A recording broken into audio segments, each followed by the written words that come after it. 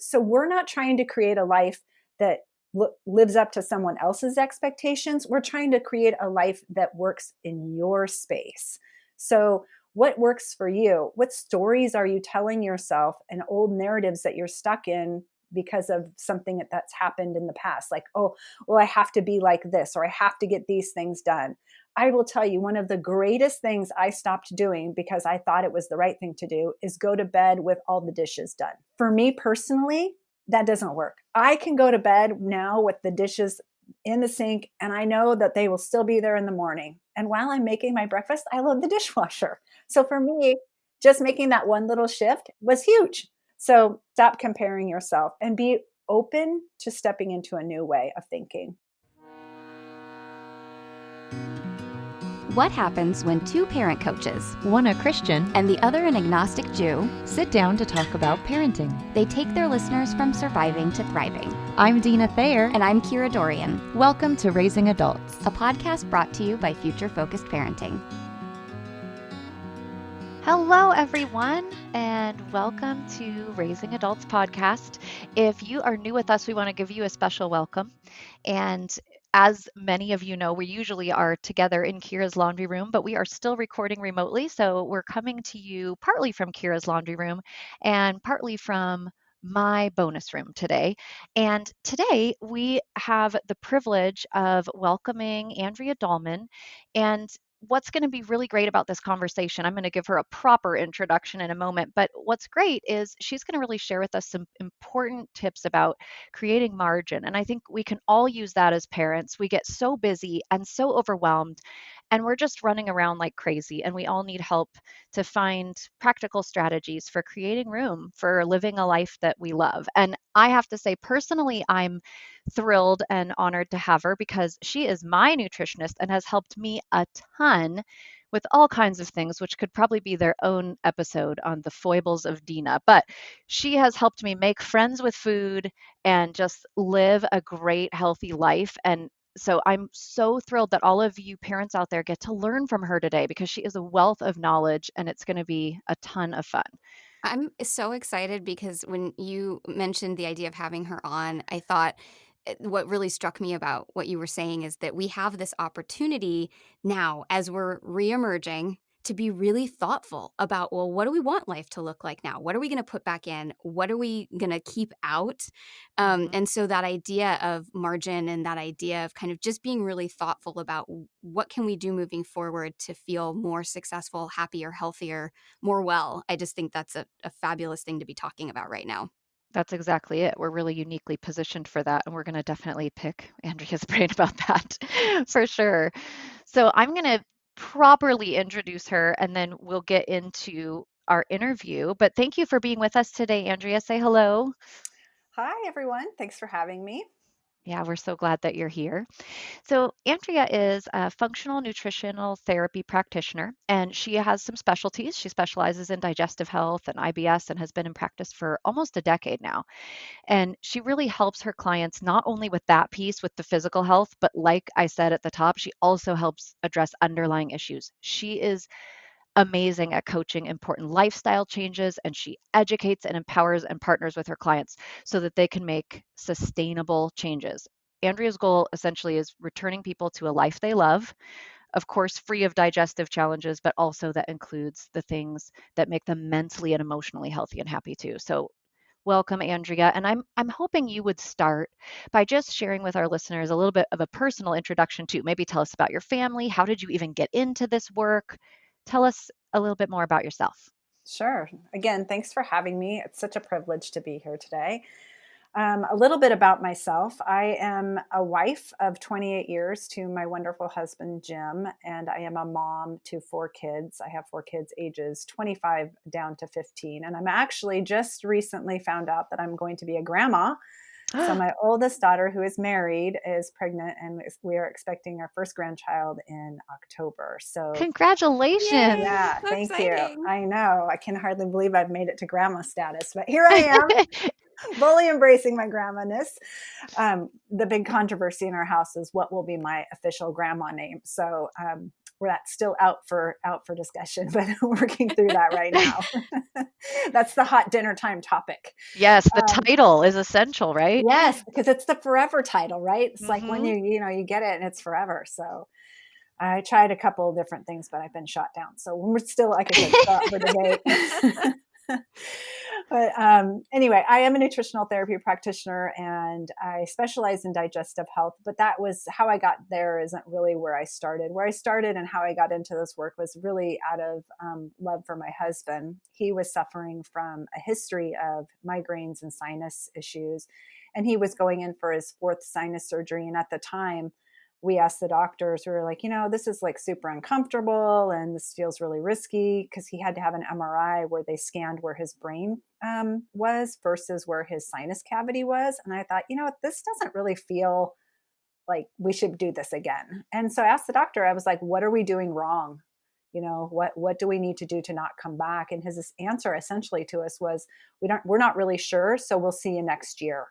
And I was like, Wow. that is just not a good answer for me. And so, I have 4 kids and I'm thinking I don't want my husband to suffer. So long story short, I ended up going back to school. Originally, when I had gone to school the first time out of high school to college, I thought I was going to be a registered dietitian, and that didn't end up being what happened. But it wasn't until, and I always had a love for food. So when I was doing all of the research and thinking about it, I said, God, I think we're eating something, or something's not right with the food piece. So when I did all my homework, I found that we were doing things wrong and kind of adjusted the diet and changed things around. And I'm happy to say that he had never had that 5th sinus surgery and does not suffer from chronic migraines any further. So that was, a huge win for our family, me going back to school. But how I ended up like doing it for a real job is people started asking questions, and he's like, maybe this is an opportunity for you to like do this for real, like help other people. And I was like, well, okay, I'll try. So 9 years later, here I am still chipping away at it, helping people. Wow, that's such a cool story. I love that. It's amazing how often you hear that like food, like what we put in our body and how it affects us. And that's just a remarkable story. Yeah, it's been quite the journey for sure. Yeah, I bet. So I'd love to talk a little bit about how this links to parental self-care, because I know that, these two things blend for you, right? The nutritional piece is the main component, but there's also all this stuff about how do we live well and take good care of ourselves. So I'm kind of curious if you can talk a little bit about why taking care of ourselves as parents is so important beyond, what we might obviously think, and why that feels so extra difficult when we're in full on parenting mode. Because I know, I'm a preacher of self-care. Deana and I have a whole episode on self-care and how important that is. And we are in full-on parenting mode right now. And Yes. self-care has been a challenge. So talk with us a little bit about that. Well, it's an interesting conversation around parenting specifically, but I would say even for people who are not parents. So if there's any non-parents ever listening, is that in order for the body to heal and do all of the things that it needs to do, it needs to be in what's called a parasympathetic state. And parasympathetic is when we are in rest, digest, and restore. And when our body is experiencing stress or we're constantly in go, go, go mode, that's the sympathetic nervous system. And that overrides our body's ability to rest and restore. So self-care is really important because it's taking a powerful moment of pause and saying, I'm going to allow for my body to be in that parasympathetic mode. I'm going to allow for my body to digest the foods that I've eaten and restore things that are needing repair.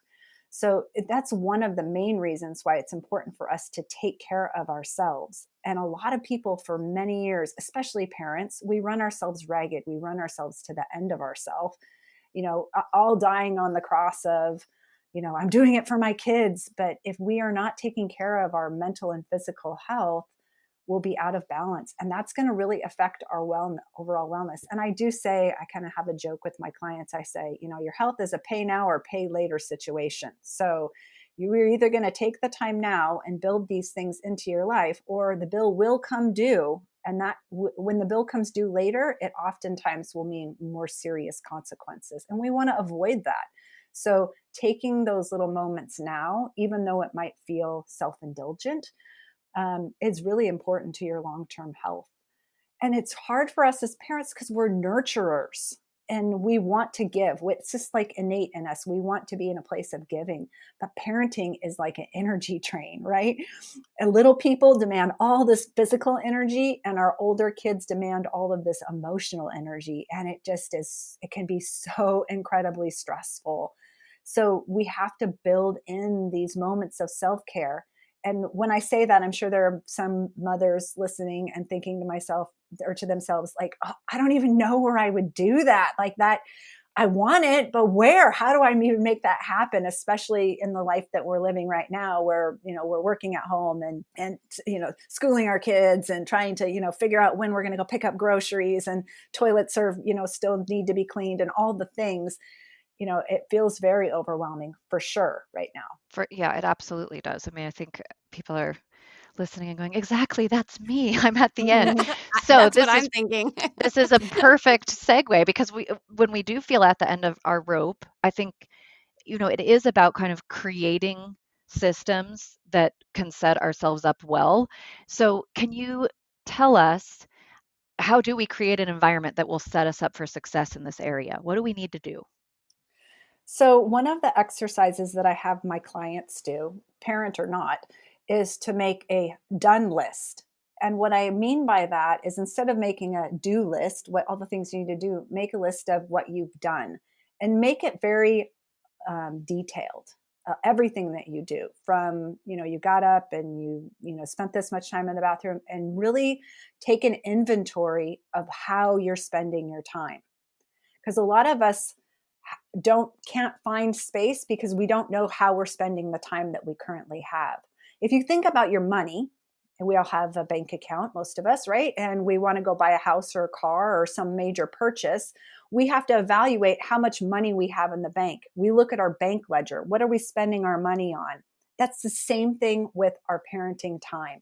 Okay. So when we look at it and say, how much time does it take for you to do this and this and this and all the different activities, whether it's schooling and work and, going to get the groceries or all the things, we can sit down at the end of that time, away from that space, and look at it and evaluate what of those things are actually creating the life I love and which of the things are draining me. Now, some things are inevitable. Like for me, I'm never not going to wake up and not be the mother of my 4 children and soon to have grandchild, right? That's my life. But there may be these little spaces, these little spots where you could say, you know what? Maybe that's not a good way for me to be spending my time. That little activity right there. And you might find that, and especially if you do this, ideally, I like to say 48 hours, really chronicle your time. If you can do it over a week, that's even better, especially if it's kind of like, instead of doing a food journal, you're doing a done journal. What have you done? And it's interesting comparing it to what you would make for your to-do list too, kind of evaluating that. But, that's like level 201. So don't worry about that right now. Just work on the done list, evaluate how you spend your time, find those little moments or spaces if you have them. And that's where we can evaluate. The other piece of this is that oftentimes we get into this comparison of what our friend is doing or what our aunt is doing or what our mom did or whatever. Comparison is the thief of joy. That's not my saying, that's someone else's, someone way smarter than me. And it is so true. So we're not trying to create a life that lives up to someone else's expectations. We're trying to create a life that works in your space. So what works for you? What stories are you telling yourself, and old narratives that you're stuck in because of something that's happened in the past? Like, oh, well, I have to be like this, or I have to get these things done. I will tell you, one of the greatest things I stopped doing because I thought it was the right thing to do is go to bed with all the dishes done. For me personally, that doesn't work. I can go to bed now with the dishes in the sink, and I know that they will still be there in the morning. And while I'm making my breakfast, I load the dishwasher. So for me, just making that one little shift was huge. So I think stop comparing yourself and be open to stepping into a new way of thinking. Wow. I'm sorry, I'm quiet because I'm just like Are you chewing on that, Kira? I just I'm a little bit moved. I really needed to hear that, I think. So thank you. I'm sort of amazed this is coming from a nutritionist. It's like, See? I mean, this is the thing is I don't know. I have I many told you thoughts. she was amazing, Kira. I No, told you. she is. She is. I'm like sitting here thinking about what it would be like to just leave my dishes in the sink and like Yeah, what would that mean? right. It means nothing. It only means what you make it mean. Yeah, yeah, that idea of the comparison piece, I've heard that before, but you know how sometimes you hear it in a new way? Mm, Like the idea that you have to build a life that's joyful for you. yes. Like, I don't know, that really struck me today. So apologies that I just sort of was silent, but I was like a little tear rolling down my cheek as I considered what you were saying. Yeah, I think we spend way too much time trying to live life according to what works for other people when we need to look at what's working for us. And as a nutritionist, I do a lot of lifestyle coaching because I can tell you what to eat. I can get your body working the way it should work, but if it's not being put into a lifestyle that will accommodate it, all of those things are rendered useless. So lifestyle choices really do matter in your whole like wellness. Can you say more about that? Like, what does the lifestyle need to look like? I'm curious, like, what that because that makes a ton of sense. I'm just really interested to hear, like, what are those maybe structural shifts that have to happen in order to support what you're talking about?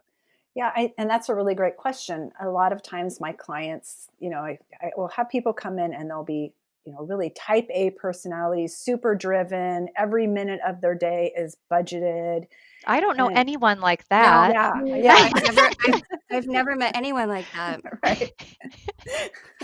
I am a recovering version of that myself.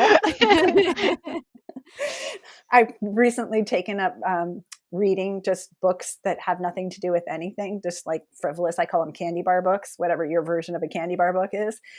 And like to sit and read for a half an hour. Whereas before I would have felt so guilty, right? To not take the time to do that. Like, oh, what am I doing? I'm wasting time. It's like, no, I'm enjoying my life. Like, when did we stop living to enjoy our lives and trying to get everything done? So when you ask that question of like, what are those lifestyle things? I think that goes back to the evaluation of how much of your life is the doing and how much of your life is a being.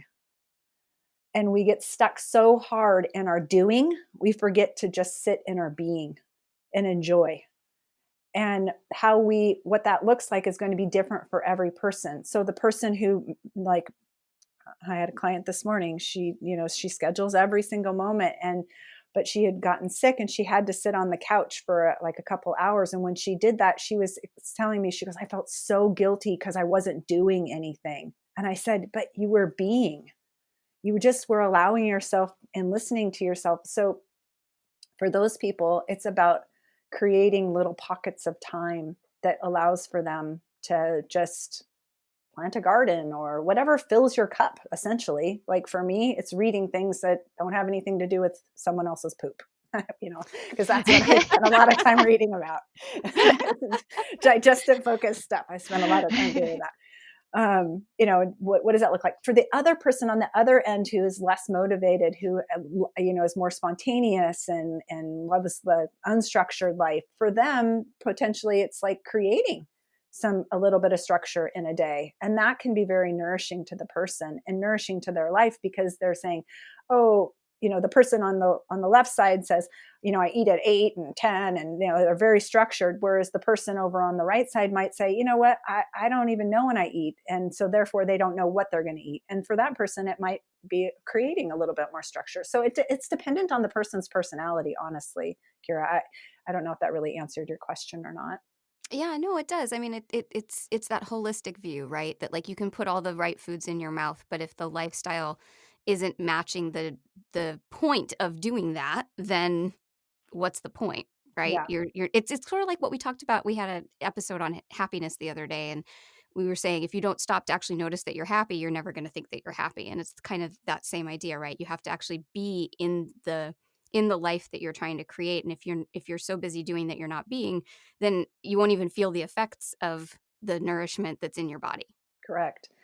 I Yeah. spend a lot of time coaching around people when they eat their food to just sit and eat Like, be present with your food for 10 minutes, set a timer, turn your phone upside down, don't do anything, and just eat your food for 10 minutes. And I will tell you, that's one of the hardest exercises for my clients. One of the hardest ones, to just eat their food without anything other than them and their food. But nutritionally, you get so much more out of that meal because you're present with it. It's really interesting stuff. I Not just, easy. I can no, attest. no, I'm sitting here trying to picture myself, with my kids swirling around me like mommy's eating. Right. But I also completely hear what you're saying. That makes so much sense. Right. But modeling that for our kids, Oh, so yeah, I very know, it's so important, important, right? right? I'm just really fascinated. I know you talk a lot about increasing our margin. I wanna know Mhm. what that means, and how do we do that?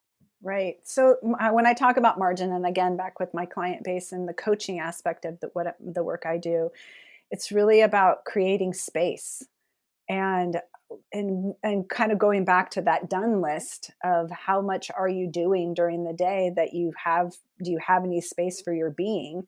So I kind of think of it as like, you either like over, like with money, for example, of analogy of money, it's like you've overextended your bank account and you're in the red, but yet you still want to buy that pair of shoes. It's like, well, you really don't have the money to do it. So in this language, you would have no margin. You have no money. Or if you're someone who's like, oh, I really want to lose weight, but you're only eating 1,000 calories, you think you're going to cut your calories more. You can't do it. You've backed yourself into a calorie corner and you have no margin. There's no space. So margin is that space. And we want to increase that space so that there's breathing room. It's kind of like when you put on a really tight pair of pants and you think, oh, these fit really good, and you're excited about it, and then you leave the house, and about half hour after you leave, you realize these pants are too tight. I can't breathe like I want to breathe. There's no margin. These do not have Lycra in them. These are not my yoga pants. No margin, no space. So margin is about creating that space. And what does that mean? It can look different for every person, right? So bioindividuality for one person, again, back to that, don't compare what spaces you need to create versus your girlfriend, your best friend, your sister. Like, it's going to be different for every person. But what's the best way to do that? Make that done list. And then also look at it and say, am I overcommitting? Where am I doing all of this work and doing all of these things, and I've like overcommitted? A lot of my clients have a really hard time with this one phrase. It's a very simple word. I'm going to teach it to everyone right now. No. What? That's madness. I know. I have lots of different types of clients, but I have one client. She's a mom. She has 3 kids, and her kids are like in Girl Scouts, and then they do sports and all these things. I was never so happy for kind of this environmental change where all of our lives were kind of shut down like that, and now everyone can evaluate like, oh, okay, that's no longer there. All of those commitments are no longer there, so I'm no longer overscheduled, but we're about to, and we'll talk about this in a few minutes, but we're about to re-enter into some of our lives again. And this is a beautiful opportunity for you to use this word. No. No.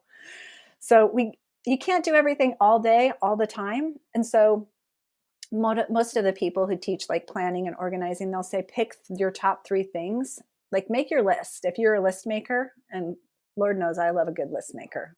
I love a good list, but you can't get every single thing that you want to do done. So make your list and pick your top 3 things that are the most important. Now, if you have more time and you want to get more done, great, but pick the things, and pick the things that you're going to win at. What really stinks is when people pick something and it's like this big project, and then you don't get that pleasure of saying that you completed something. You should be able to get into bed at night and say, I did these 3 things. So what are those for you? Evaluate when you're looking at those things. Is this really worth my time and energy? So is this going to feed my joy? Is this going to feed my life? Is this worth my time and energy? Am I getting back from this? So many things that we commit to or overcommit to, our time sucks, and they joy suck us, and they just, completely, I don't know, just bring us down. A big one, and this is my personal opinion, you can agree to disagree, and I honor and respect that, but the big one is social media. Like, for a lot of us, way too much time, energy suck, and we're not getting anything back into our lives from it at this point, in my opinion. That's one place that people can let go and create more margin in their lives. Absolutely. And you're right. We're in kind of, I mean, a really unique time where we're poised in such a way that we can maybe make some choices that we kind of just fell into before, where our life just got busier and busier. You heap on this and heap on that. And now I've added this commitment and I'm volunteering over here, and it's all been stripped away. And so there are some things that will still be have tos, but we also have this great opportunity to get to choose some want tos. And I think as we go about deciding what activities to keep in our life as we kind of reemerge into a new normal, that's going to be really critical. So besides flexing our no muscle, because you talked about no, do you have other tips for parents as they try to go about, hey, what do I put back on my plate? Is it that idea of, does this fill me or not? Are there, is it, hey, maybe I make the done list while I'm in quarantine and say, how am I spending my time and what do I want to add or not? What would you suggest?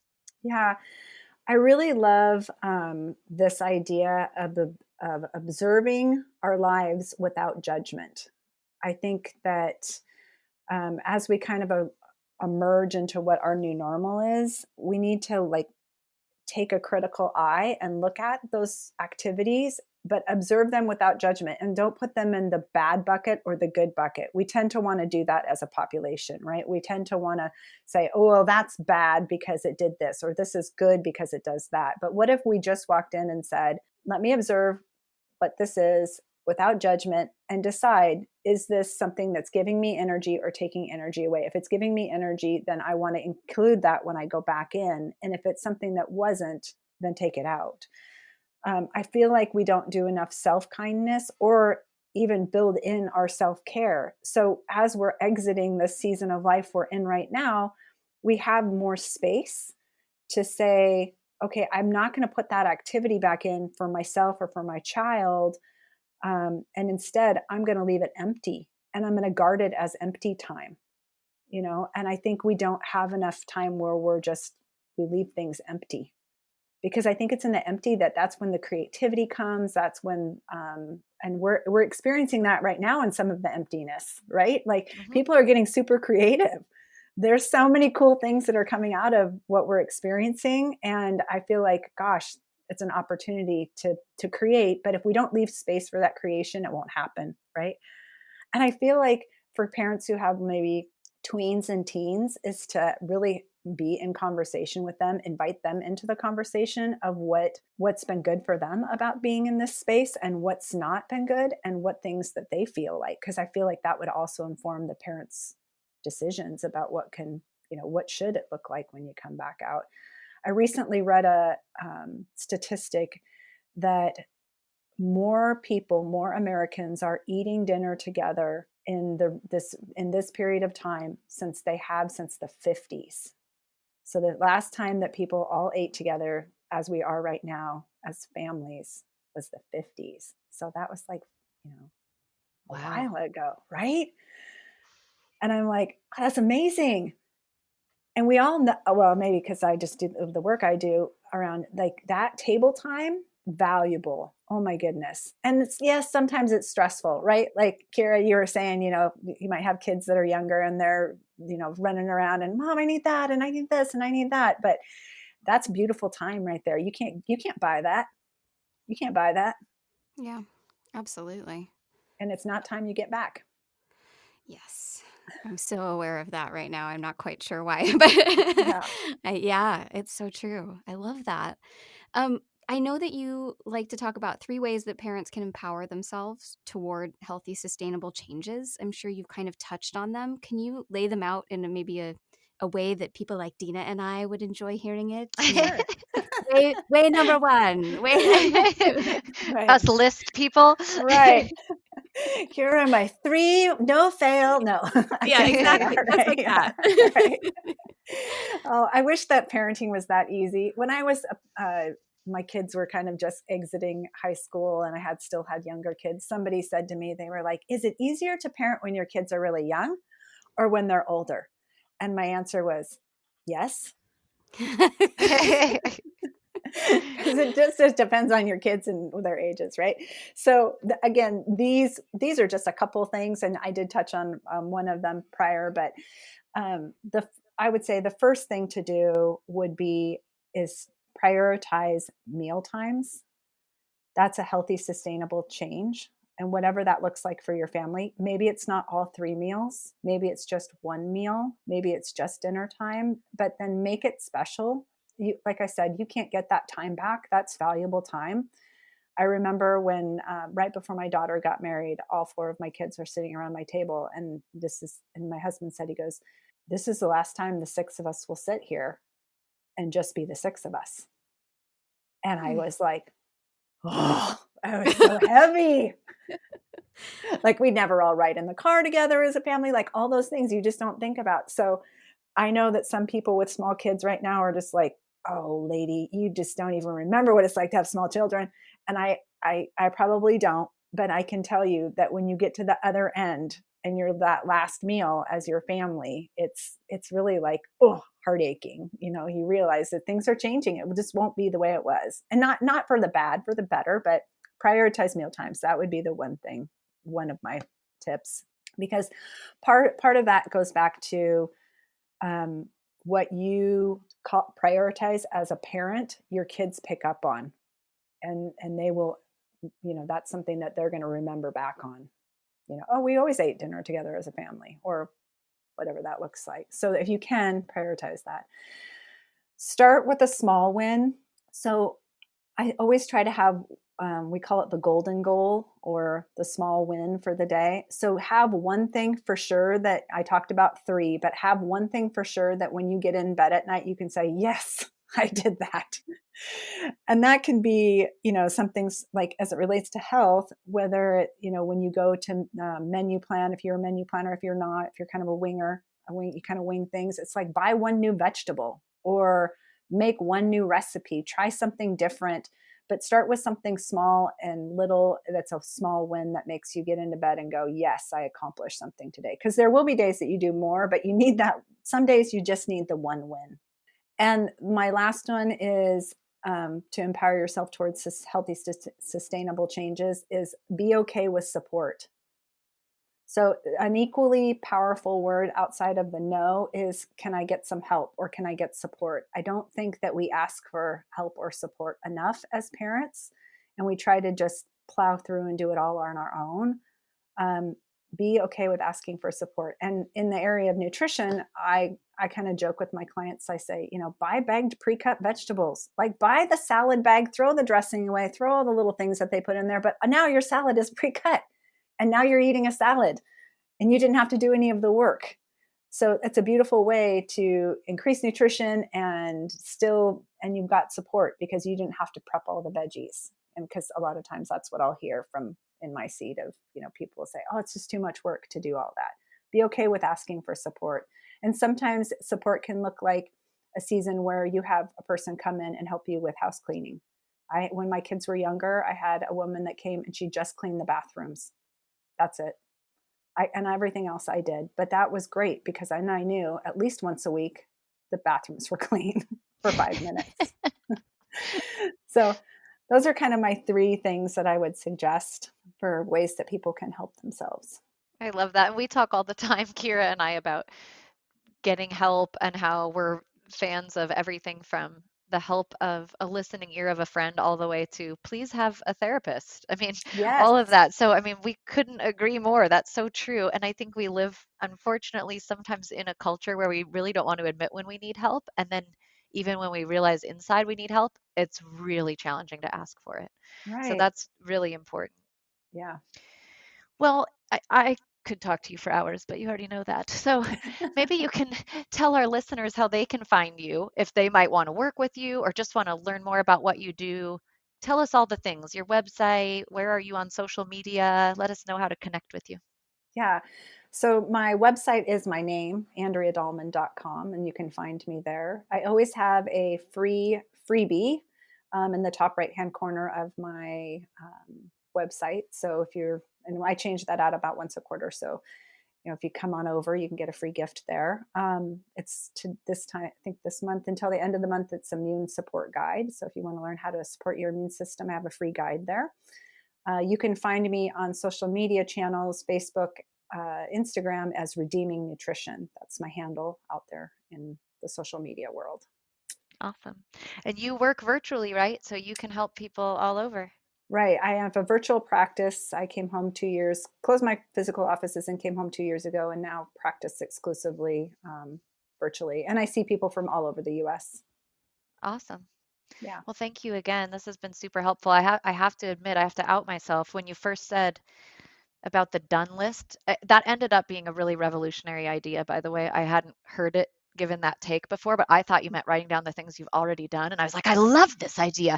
I sometimes add things to my to-do list that I've already done just so I can have the pleasure of checking them off. So it was awesome because I went into listening to you with my total type A hat on, and then I was like, oh, that's not what she meant at all. So that was really great. I definitely had never heard of the done list that way before, just evaluating how we spend our time. That's really powerful stuff. So thanks for sharing it with us. Yeah, you're welcome. Thanks for having me today. Wow. Well, I laughed, I cried, I felt feelings. It was wonderful. She's fabulous. Holy cow. Yeah, you can see why I enjoy working with her. I always learn so much, not just about my physical health, but holistically as a person. So I'm just glad our FFPs can benefit from that. And I haven't said, those of you who might be newer listeners, if you hear us call you FFPs, it stands for Future Focused Parents. So that's what we call our audience because we know you're all out there trying to be intentional and proactive in your parenting. We're all about acronyms and ways to shorten things. So if you hear that, that's what we mean. And we want you to know, if you're a newer listener, that we are talking to you as well. Well, hopefully this has been helpful to all of you, and you're going to be able to implement some actual strategies to get your own a sense of rather kind of this, how do I build a life I love, and at a really unique time where you really can have the chance to do it. So I really encourage you to take some of those tips that Andrea shared, to use them, to look at how you're spending your time, evaluate if that fills your cup, and look at how you can grow as we reemerge into whatever this new normal ends up looking like. And we look forward to being back with you next week. Raising Adults is produced by Kira Dorian and Deana Thayer and recorded partially in Kira's laundry room and partially in Deana's bonus room. Music by Seattle band Hannah Lee. Thanks for listening.